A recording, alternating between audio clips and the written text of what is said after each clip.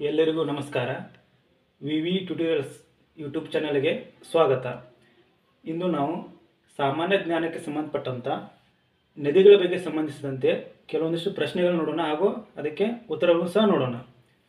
ಮೊದಲನೇ ಪ್ರಶ್ನೆ ಬಂದ್ಬಿಟ್ಟು, ಪ್ರಪಂಚದಲ್ಲಿ ಉದ್ದವಾಗಿ ಹರಿಯುವ ನದಿ ಯಾವುದಂತ ಕೇಳ್ತಾರೆ. ಅದಕ್ಕೆ ಉತ್ತರ ಏನಪ್ಪ ಅಂದ್ರೆ ನೈಲ್ ನದಿ. ಇನ್ನು ಸೆಕೆಂಡ್ ಒಂದು ಬಂದ್ಬಿಟ್ಟು, ಅದೇ ರೀತಿಯಾಗಿ ಭಾರತದಲ್ಲಿ ಉದ್ದವಾಗಿ ಹರಿಯುವ ನದಿ ಯಾವುದಪ್ಪ ಅಂದ್ರೆ ಗಂಗಾ ನದಿ.